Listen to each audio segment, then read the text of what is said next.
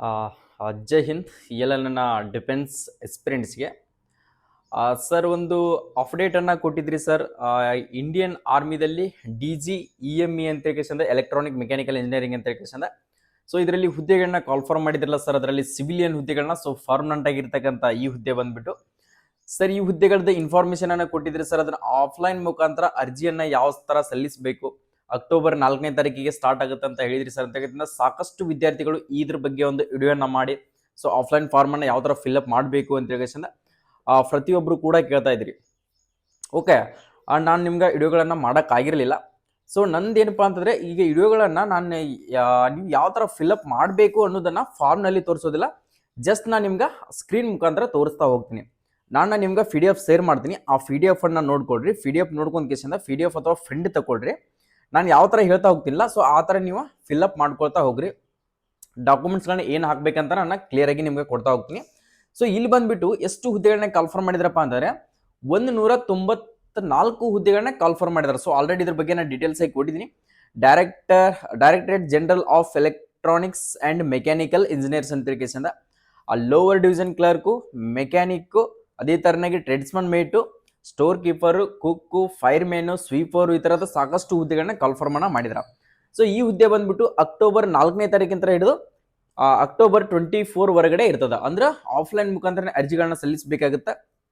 So ಇದು ಬಂದ್ಬಿಟ್ಟು age ನೋಡ್ಕೊಡ್ರಿ, 18 to 25 ಏಜ್ ಇದ್ದವರು ಈ ಹುದ್ದೆಗೆ ಅರ್ಜಿಗಳನ್ನ ಸಲ್ಲಿಸಬೇಕು. ಸೊ ಇದು ನೋಡ್ಕೊಡ್ರಿ, ಯಾವ ತರ ನೀವು ಅಪ್ಲಿಕೇಶನ್ ಅನ್ನು ಹಾಕಬೇಕು. ಸೊ ಪ್ರತಿಯೊಂದು ನಿಮ್ಗೆ ಚೆಕ್ ಮಾಡ್ತಾ ಹೇಳ್ತಾ ಹೋಗ್ತೀನಿ. ಸೊ ಇದು ನೋಟಿಸ್ ಬಂದ್ಬಿಟ್ಟು ಸೆಪ್ಟೆಂಬರ್ 29ನೇ ತಾರೀಕಿಗೆ ರಿಲೀಸ್ ಆಗಿದೆ. ಎಕ್ಸಾಮ್ ಡೇಟು ಕೂಡ ಇನ್ನೂ ಅನೌನ್ಸ್ಮೆಂಟ್ ಅನ್ನ ಮಾಡಿಲ್ಲ. So exam date, admit card ಏನೈತಿಲ್ಲ ನಿಮ್ದು ಪೋಸ್ಟ್ ಮುಖಾಂತರನೇ ನಿಮ್ಮ ಮನೆಗೆ ಬರ್ತದ. ಸೊ ಇದರಲ್ಲಿ ಲೋವರ್ ಡಿವಿಷನ್ ಕ್ಲರ್ಕಿಗೆ 39 ಹುದ್ದೆಗಳು, ಫೈರ್ ಮ್ಯಾನ್ಗೆ 7 ಹುದ್ದೆಗಳು, ಫಿಟ್ರಿಗೆ 4, ವೆಲ್ಡರ್ಗೆ 3, ಟ್ರೇಡ್ಸ್ಮನ್ ಮೇಟ್ಗೆ 62, ವಾಷರ್ ಮ್ಯಾನ್ಗೆ 2, ಕುಕ್ 1, ಈ ತರದ ಸಾಕಷ್ಟು ಹುದ್ದೆಗಳನ್ನ ಕಾಲ್ಫಾರ್ಮ್ ಮಾಡಿದ್ದಾರೆ ಇದರಲ್ಲಿ. ಓಕೆ, ಈಗ ನೋಡ್ಕೊಡ್ರಿ ಸರ್, ಇದನ್ನ ಅರ್ಜಿಯನ್ನ ಸಲ್ಲಿಸಬೇಕಂತ ಮಾಡಿದೀವಿ. ಸೊ ಯಾವ ತರ ಅರ್ಜಿಯನ್ನ ಸಲ್ಲಿಸಬೇಕು, ಸೊ ನಾನು PDF ಮುಖಾಂತರ ನಿಮ್ಗೆ ಶೋ ಮಾಡ್ತಾ ಹೋಗ್ತೀನಿ, ನೋಡ್ಕೊಡ್ರಿ.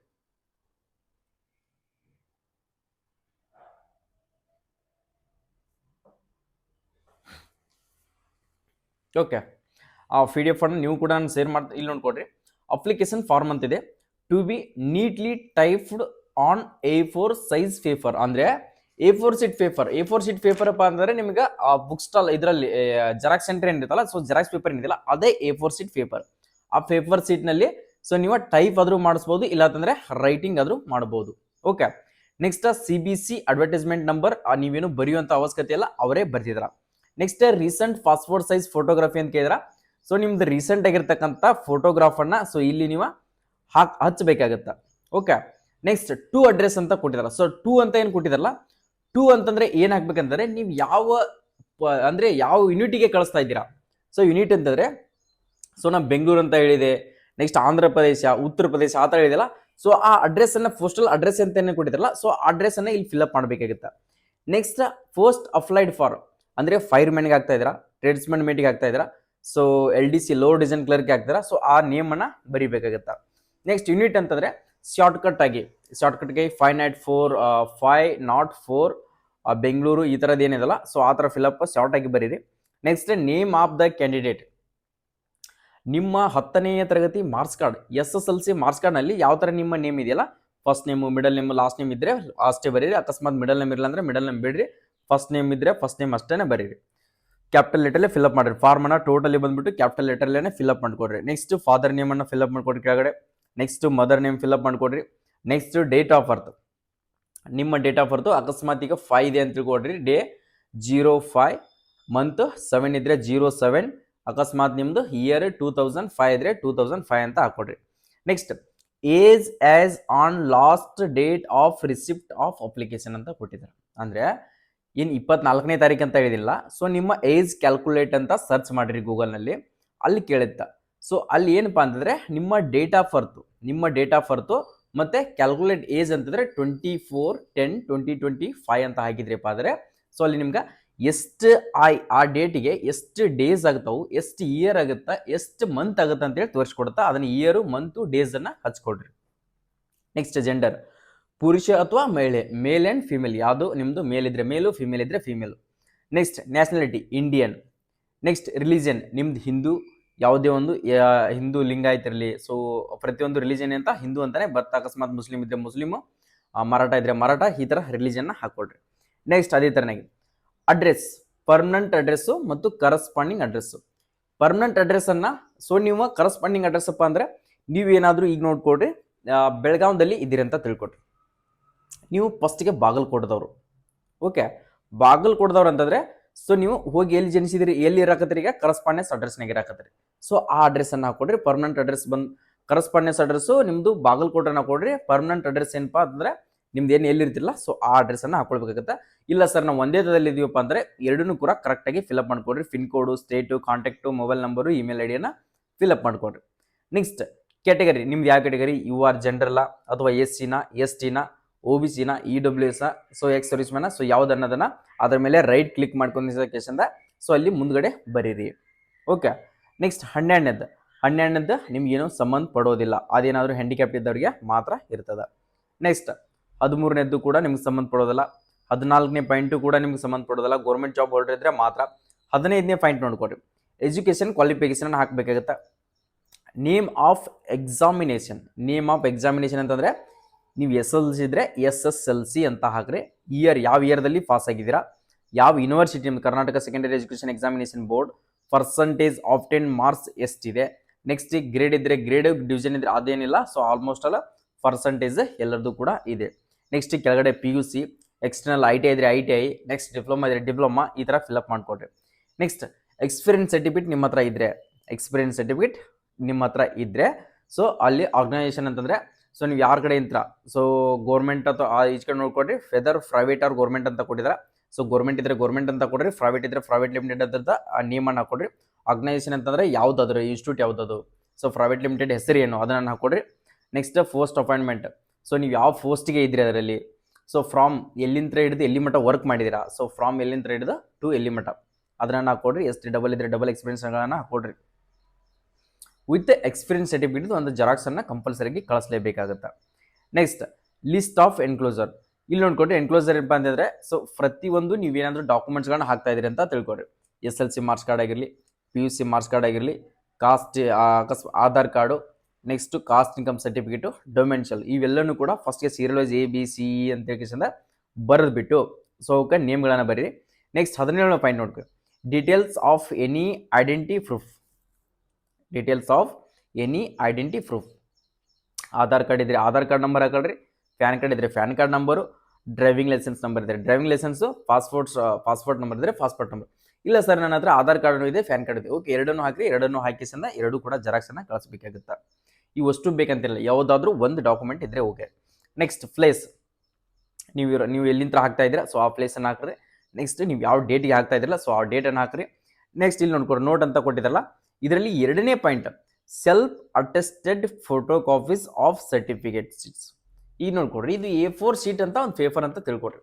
A4 ಶೀಟ್ ಓಕೆ, ಇದರಲ್ಲಿ ನೀವು ಜೆರಾಕ್ಸ್ ಮಾಡಿಸಿರ್ತೀರಿ, SLC marks card, Aadhaar card, caste income, domicile ಈ ಥರ ಜೆರಾಕ್ಸ್ ಮಾಡಿಸಿರ್ತಿಲ್ಲ. ಕೆಳಗಡೆ ಒಂದಿಷ್ಟು ಗ್ಯಾಪ್ ಇರ್ತದೆ. ಸೊ ಕೆಳಗಡೆ ಏನು ಗ್ಯಾಪ್ ಇರ್ತದಲ್ಲ ಅಲ್ಲಿ ಸೆಲ್ಫ್ ಡಿಕ್ಲರೇಷನ್ ಅಂತ, ಸೆಲ್ಫ್ ಅಟೆಸ್ಟೆಡ್ ಅಂತ ಬರೀರಿ. ಸೆಲ್ಫ್ ಅಟೆಸ್ಟೆಡ್ ಅಂತ ಬರೆದ ಕೆಳಗಡೆ ನಿಮ್ಮ ಸಿಗ್ನೇಚರನ್ನು ಮಾಡ್ಕೊಳ್ಳಿ. ಓಕೆ, ಗೊತ್ತಾಯ್ತಾ? ಕನ್ಫರ್ಮೇಷನ್ ಇದು ಮಾಡಲೇಬೇಕು, ಆ ಥರ ಮಾಡಿಕೊಡ್ರಿ. ನೆಕ್ಸ್ಟ್ ಅದೇ ಥರನಾಗಿ ಎಂಕ್ಲೋಸ್ಮೆಂಟ್ ಅಡ್ಮಿಟ್ ಕಾರ್ಡ್ ಅದೇನಿಲ್ಲ, ಸೊ ಇಷ್ಟನ್ನು ಫಿಲ್ಅಪ್ ಮಾಡಿಕೊಡ್ರಿ. ನೆಕ್ಸ್ಟ್ ಅದಾದಮೇಲೆ ಕೆಳಗಡೆ enclosement admit card to be neatly typed on A4 size paper. So ಇದನ್ನು ಕೂಡ ನೀವು ಟೈಪ್ ಆದರೂ ಮಾಡಿಸ್ಬೋದು, ರೈಟಿಂಗ್ ಆದರೂ ಮಾಡ್ಬೋದು. ಪೋಸ್ಟ್ ಅಪ್ಲೈಡ್ ಫಾರ್, ಯಾವ ಪೋಸ್ಟ್ಗೆ ಅರ್ಜಿಯನ್ನು ಸಲ್ಲಿಸಿದ್ದೀರಾ, ಓಕೆ LDC ಸಲ್ಲಿಸಿದ್ದೀರಾ, ಸ್ವೀಪರ್ ಫಸ್ಟ್ ಏನು ಹಾಕಿರಲ್ಲ ಅದನ್ನು ಹಾಕೊಡ್ರಿ.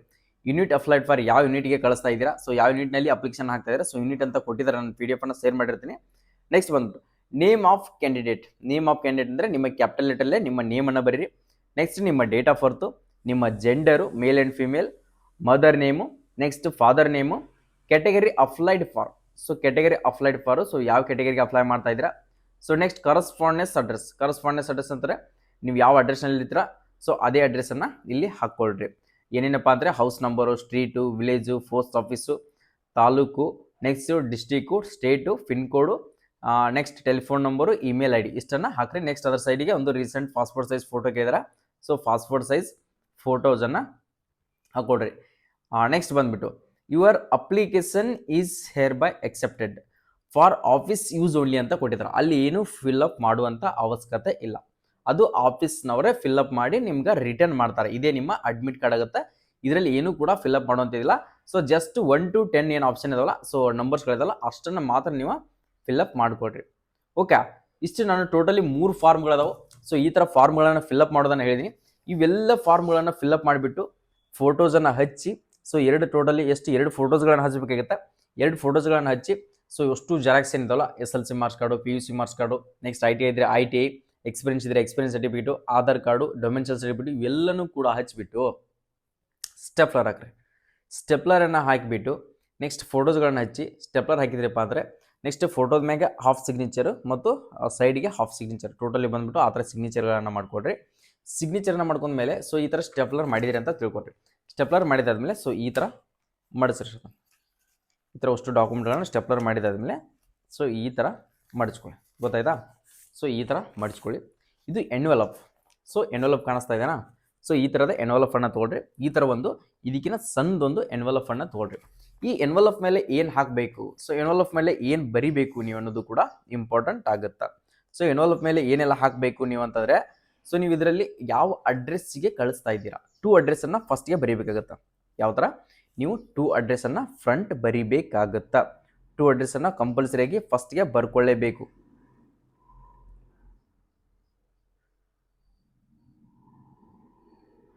ಓಕೆ, ನೀವು PDF ಓಪನ್ ಮಾಡಿ 2 ಅಡ್ರೆಸ್ಸನ್ನು ಎಲ್ಲಿ ಬರಿಬೇಕು ಅನ್ನೋದನ್ನು ನಾನು ತಿಳಿಸ್ಕೊಡ್ತೀನಿ. ಒಂದು ಸಾರಿ ಚೆಕ್ ಮಾಡಿಕೊಡ್ರಿ. ಇಲ್ಲಿ ಕೊಟ್ಟಿದ್ದಾರೆ ನೋಡ್ಕೊಡ್ರಿ. ಒಂದು ಸಾರಿ ನೋಟಿಫಿಕೇಶನ್ ಮಾಡಿದಾರಲ್ಲ ಅದನ್ನು ನೋಡ್ಕೊಡ್ರಿ. Unit postal address of the establishment for the forwarding applications. So ಇಲ್ಲಿ ಏನಿದಿಲ್ಲ, ಸೊ ಇದನ್ನು ಇಲ್ಲಿ 2 ಅಡ್ರೆಸ್ ಅಂತ 2 ಅಂತ ಹಾಕಿಸಿಂದ ಇಲ್ಲಿ ಬರಿಬೇಕಾಗುತ್ತೆ. ನೋಡ್ಕೊಡ್ರಿ. Commandant 505 army base workshop Delhi cantt Delhi 110010. So ಇಲ್ಲಿ ಕಳಿಸ್ತಿದ್ರೆ ಅಕಸ್ಮಾತ್ ಇಲ್ಲ ಸರ್ ನಾನು ಇಲ್ಲೇ ಬೆಂಗಳೂರಿಗೆ ಹಾಕಬೇಕಂತ ಅಂದ್ಕೊಂಡಿದ್ದೀನಿ, ಸೊ ಬೆಂಗಳೂರಿಗೆ ಹಾಕ್ತೀನಿ ಅನ್ನೋರು ಇಲ್ಲಿ ನೋಡ್ಕೊಡ್ರಿ ಏನಿದೆ ಬೆಂಗಳೂರು ಅಂತಂದರೆ. Okay, Bengaluru. Okay, commandant 151 army base workshop Hulsoor Bengaluru Karnataka 560008. So ಈ ಥರದ ಅಡ್ರೆಸ್ಗಳನ್ನು ಹಾಕಿಬಿಟ್ಟು ನೆಕ್ಸ್ಟ್ ಬ್ಯಾಕ್ ಸೈಡಿಗೆ ನಿಮ್ಮದು ಫ್ರಾಮ್ ಅಂತ ಹಾಕಬೇಕು. ಫ್ರಾಮ್ ಅಂತಂದರೆ ನಿಮ್ಮ ನೇಮು, ನೆಕ್ಸ್ಟ್ ನಿಮ್ಮ ಫಾದರ್ ನೇಮು, ನೆಕ್ಸ್ಟ್ ನಿಮ್ಮದು ಅಡ್ರೆಸ್ಸು, ನೆಕ್ಸ್ಟ್ ನಿಮ್ಮದು ಫೋನ್ ನಂಬರು, ನೆಕ್ಸ್ಟ್ ನಿಮ್ಮದು ತಾಲೂಕು ಡಿಸ್ಟಿಕ್ ಆದಮೇಲೆ ಪಿನ್ ಕೋಡು. ಸೊ ಇಷ್ಟನ್ನು ಹಾಕಿಬಿಟ್ಟು ನೀವು ಇದನ್ನು ಕಳಿಸ್ಬೇಕಾಗತ್ತಾ. ಓಕೆ, ಇದೇನಿದೆಯಲ್ಲ, ಸೊ ಇದಕ್ಕೆ ಎನ್ವೆಲಪ್ಪಿಗೆ 5 ರೂಪೀಸ್ದ ಸ್ಟ್ಯಾಂಪನ್ನು ಹಚ್ಚಿರಿ. ಪೋಸ್ಟ್ ಆಫೀಸ್ನಾಗ ಹೋಗ್ರಿ, 5 ರೂಪೀಸ್ 5 ರೂಪಾಯಿದ ಸ್ಟ್ಯಾಂಪ್ ಕೊಡ್ರಿ ಅಂತ ಹೇಳ್ರಿ. ಸೊ ಈ ಮೂಲಿಗೆ ಸ್ಟ್ಯಾಂಪನ್ನು ಹಚ್ಚಿರಿ. ಸೊ ಒಳಗಡೆ ಇರ್ತಲ್ಲ ಅದಕ್ಕೂ ಕೂಡ 5 ರೂಪಾಯಿದು ಸ್ಟ್ಯಾಂಪನ್ನು ಹಚ್ಚಿರಿ. ಸೊ ಇದನ್ನು ಬಂದ್ಬಿಟ್ಟು ಆರ್ಡಿನರಿ ಪೋಸ್ಟನ್ನು ಮಾಡಬೇಕಾಗುತ್ತೆ. ಯಾವ ಥರ ಅಂದರೆ ಆರ್ಡಿನರಿ ಪೋಸ್ಟ್ ಬಂದ್ಬಿಟ್ಟು ಇಲ್ಲಿ ಬಂದ್ಬಿಟ್ಟು ಕೆಳಗಡೆ ಏನಂತಂದರೆ ಅಪ್ಲಿಕೇಶನ್ ಫಾರ್ ದ ಪೋಸ್ಟ್ ಅಂತ ಹಾಕ್ಬಿಟ್ಟು ಸೊ ನೀವು ಯಾವ ಪೋಸ್ಟ್ಗೆ ಅಪ್ಲೈ ಮಾಡಿದ್ರಲ್ಲ ಸೊ ಇಲ್ಲಿ ಬರ್ಕೊಂಡು ಕೇಸಿಂದ ನೆಕ್ಸ್ಟ್ ಇಲ್ಲಿ ಏನು ಮೇಲ್ಗಡೆ ಇದೆಯಲ್ಲ ಅಪ್ಲಿಕೇಶನ್ ಫಾರ್ ದ ಪೋಸ್ಟ್ ಅಂತ ಬರೆದ್ಬಿಟ್ಟು ಸೊ ಯಾವ ಪೋಸ್ಟ್ ಅನ್ನೋದನ್ನು ಇಲ್ಲಿ ಕ್ಯಾಪಿಟಲ್ ಲೆಟರ್ಲೇ ಫಿಲ್ಅಪ್ ಮಾಡಬೇಕು 2 ಅಂತಿದ್ದಲ್ಲಿ. ಸೊ ಇಷ್ಟ ಆಯ್ತಾ?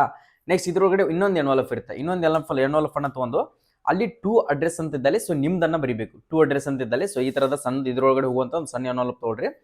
2 ಅಡ್ರೆಸ್ ಅಂತಿದ್ದಲ್ಲೇ ಸೊ ನಿಮ್ಮ ಅಡ್ರೆಸ್ಸನ್ನು ಬರೀರಿ. ಫ್ರಾಮ್ ಅಡ್ರೆಸ್ ಅಂತ ಇದ್ದಿದ್ದ ಸೊ ಅದನ್ನು ಅವ್ರ ಅಡ್ರೆಸ್ಸನ್ನು ಬರೀಬೇಕಾಗುತ್ತೆ. ಅದು ಏನಾಗುತ್ತೆ ಅಂದರೆ ನಿಮ್ಗೆ ಅಡ್ಮಿಟ್ ಕಾರ್ಡ್ ವಾಪಸ್ ಬರ್ತದೆ. ಸೊ ಇವೆಲ್ಲನೂ ಕೂಡ ಡಾಕ್ಯುಮೆಂಟ್ಗಳನ್ನು ಸೊ ಈ ಥರ ಮಾಡಿದಿರಿ. ಸೊ ಈ ಥರ ಮಾಡಿಬಿಟ್ಟು ಸೊ ಇದರಲ್ಲಿ ಹಾಕ್ರಿ. ಸೊ ಈ ಎನ್ವೆಲಪ್ಗಳಲ್ಲಿ ಈ ಥರ ಹಾಕಿಬಿಟ್ಟು ಸೊ ಎಕ್ಸ್ಟ್ರಾ 2 ಫೋಟೋಸ್ಗಳನ್ನು ಸೊ ಇದರಲ್ಲಿ ಹಾಕ್ರಿ. ಎಕ್ಸ್ಟ್ರಾ 2 ಫೋಟೋಸ್ಗಳನ್ನ ಹಾಕ್ರಿ. ಸೊ ಇನ್ನೊಂದು ಸಣ್ಣ ಎನ್ವೆಲಪ್ಪನ್ನು ತೊಗೊಂಡಿದ್ರಲ್ಲ ಸೊ ಅದನ್ನು ಇದರಲ್ಲಿ ಹಾಕಿಸಂದು ಈ ಥರದ ಪ್ಯಾಕ್ ಮಾಡಿಬಿಟ್ಟು ಸೊ 5 ರೂಪಾಯಿ ಸ್ಟ್ಯಾಂಪನ್ನು ಹಚ್ಚಿಬಿಟ್ಟು ಸೊ ಇದನ್ನು ಆರ್ಡಿನರಿ ಪೋಸ್ಟನ್ನು ಕಳಿಸ್ಕೊಡ್ರಿ. ಓಕೆ, ಇದನ್ನು ಆರ್ಡಿನರಿ ಪೋಸ್ಟನ್ನು ಕಳಿಸ್ಕೊಡ್ರಿ. ಸೊ ಪಕ್ಕ ಈ ಸರಿ ನೀವು ಆರ್ಮಿ ಒಳಗಡೆ EME ಆಗಿ ಹಾಕ್ತೀರಿ. ಸೊ 2 PDF ಅನ್ನ ನೋಟಿಫಿಕೇಶನ್ PDF ಆಯಿತು, ನೆಕ್ಸ್ಟ್ ಇದು ಅಪ್ಲಿಕೇಶನ್ ಫಾರ್ಮ್ PDF ಆಯಿತು. ಸೊ ಇದನ್ನು ಸಂಪೂರ್ಣವಾಗಿ ನಾನು SJ ಪ್ಯಾರಾಮಿಲಿಟರಿ ಟೆಲಿಗ್ರಾಮ್ ಏನಿದೆಯಲ್ಲ ಸೊ ಆ ಟೆಲಿಗ್ರಾಮ್ದಲ್ಲಿ ನಿಮ್ಗೆ ಅಪ್ಲೋಡನ್ನು ಮಾಡಿರ್ತೀನಿ. ಹೋಗಿ ಒಂದು ಸರಿ ನೀವು ಡೌನ್ಲೋಡನ್ನು ಮಾಡಿಕೊಂಡು ಫ್ರೆಂಡ್ ತಗೊಂಡು ಇವತ್ತೇ ಹೋಗಿ ಅರ್ಜಿಯನ್ನು ಸಲ್ಲಿಸ್ರಿ. ಸೊ ನೆಕ್ಸ್ಟ್ ಇದಕ್ಕೆ ಏನಾದರೂ ಡೌಟ್ಸ್ ಇದ್ದರೆ ಕಮೆಂಟನ್ನು ಹಾಕಿ. ಸೊ ಯಾವುದೇ ಥರನಂತ ಕಾಲ್ ಕೂಡ ಮಾಡೋಕ್ಕೆ ಹೋಗ್ಬೇಡ್ರಿ. ಏನೇ ಇದ್ರು ಕಮೆಂಟನ್ನು ಹಾಕಿ. ಸರಿ ಇಲ್ಲ ಸರ್ ನಮ್ಗೆ ಇನ್ನೂ ಕೂಡ ಅರ್ಥ ಆಗ್ತಾ ಇಲ್ಲ, ಸೊ ಏನೆಲ್ಲ ಡೌಟ್ಸ್ಗಳಿದಾವಲ್ಲ ಸೊ ಡೌಟ್ಸ್ಗಳನ್ನು ಕಮೆಂಟನ್ನು ಹಾಕಿ. ಸೊ ನಾನು ಅದಕ್ಕೆ ಇನ್ನಷ್ಟು ನಿಮಗೆ ಇನ್ಫಾರ್ಮೇಷನ್ ಕೊಡ್ತೀನಿ. ಆದಷ್ಟು ಫಾರ್ಮ್ಗಳನ್ನ ತಂದುಬಿಟ್ಟು ನಿಮ್ಮ ಮುಂದೆ ಫಿಲ್ಅಪ್ ಮಾಡಿ ಹಾಕಬೇಕಂತ ಮಾಡಿದ್ದೆ. ಸೊ ಯಾವುದೇ ಒಂದು ವಿಡಿಯೋನ ಹಾಕಿದರೆ ಸೊ ಅದೊಂದು ಚೂರು ಬ್ಲಾಕ್ ಆಗ್ತಾ ಇದೆ, ಅದಕ್ಕೋಸ್ಕರ ನಾನು ಆ ವಿಡಿಯೋನ ಅಪ್ಲೋಡ್ ಮಾಡಿರಲಿಲ್ಲ ಅಷ್ಟೇ. ಸೊ ಟ್ರೈ ಮಾಡ್ತೀನಿ. ಓಕೆ, ಇಷ್ಟನ್ನು ತಿಳ್ಕೊಂಡಿದ್ರಿ ಅಂತ ಅನ್ಕೋತೀರಿ. ಇದ್ರ ಮೇಲೆ ನಿಮಗೆ ಕಾನ್ಫಿಡೆಂಟ್ ಆಗಿದೆ. ಸೊ ಇಷ್ಟನ್ನು ತಿಳ್ಕೊಂಡ್ಬಿಟ್ಟು ಅರ್ಜಿಯನ್ನು ಸಲ್ಲಿಸ್ಕೊಡ್ರಿ. ಓಕೆ, ನೀವೇನಾದರೂ ಮೊದಲ ಬಾರಿಗೆ ನಮ್ಮ ಯೂಟ್ಯೂಬ್ ಚಾನಲ್ನ ನೋಡ್ತಾ ಇದ್ದೀರಾ, ಸೊ ನಾವು ಕೊಟ್ಟಿರ್ತಕ್ಕಂಥ ಮಾಹಿತಿ ನಿಮ್ಗೆ ಏನಾದರೂ ಸರಿ ಅನಿಸಿದ್ರೆ, ಸೊ ಇಷ್ಟ ಇದ್ರೆ ನಮ್ಮ ಯೂಟ್ಯೂಬ್ ಚಾನಲ್ಗೆ ಈ ಥರದ ನೋಟಿಫಿಕೇಶನ್ SLC ಆಗಿರಲಿ, PUC ಆಗಿರಲಿ, IT ಆಗಿರಲಿ, ಡಿಪ್ಲೊಮಾ ಆಗಿರಲಿ, ಡಿಗ್ರಿ ಆಗಿರಲಿ, ಯಾವುದೇ ಒಂದು ಹುದ್ದೆಯನ್ನು ಕಾಲ್ಫಾರ್ಮ್ ಮಾಡಿದ್ರೆ ಅಂತಂದರೆ, ಸೊ ಅದ್ರ ಬಗ್ಗೆ ಇನ್ಫಾರ್ಮೇಷನ್ಗಳು ಬೇಕಾಗಿತ್ತು ಅಂದರೆ ನಮ್ಮ ಯೂಟ್ಯೂಬ್ ಚಾನಲನ್ನು ಮಿಸ್ ಮಾಡದೇನೆ ಕೆಳಗಡೆ ಕಾಣ್ತಿರ್ತಕ್ಕಂಥ ಸಬ್ಸ್ಕ್ರೈಬ್ ಬಟನ್ ಏನಿದೆಯಲ್ಲ, ಸೊ ಈ ಸಬ್ಸ್ಕ್ರೈಬ್ ಬಟನನ್ನು ನೀವು ಸಬ್ಸ್ಕ್ರೈಬ್ ಮಾಡ್ಕೊಂಡ್ರೆ ಸಾಕಷ್ಟು ಜಾಬ್ಗಳನ್ನು ಕಾಲ್ಫಾರ್ಮ್ ಮಾಡಿರ್ತಾರೆ, ಅದ್ರ ಬಗ್ಗೆ ಇನ್ಫಾರ್ಮೇಷನ್ಗಳು ಸಿಗ್ತಾನೆ ಇರ್ತದೆ. ಒಂದು ಲೈಕ್ ಮಾಡಿ, ವಿಡಿಯೋನ ಪ್ರತಿಯೊಬ್ಬರಿಗೆ ಶೇರನ್ನು ಮಾಡಿಕೊಡ್ರಿ. ಎಲ್ಲರಿಗೂ ಕೂಡ ಆಲ್ ದಿ ಬೆಸ್ಟ್. ಅಪ್ಲಿಕೇಶನ್ಗಳನ್ನ ಹಾಕೋರಿ, ಪಕ್ಕ ಸೆಲೆಕ್ಷನ್ ಆಗೇ ಆಗ್ತೀರಾ. ಜೈ ಹಿಂದ್, ಜೈ ಕರ್ನಾಟಕ.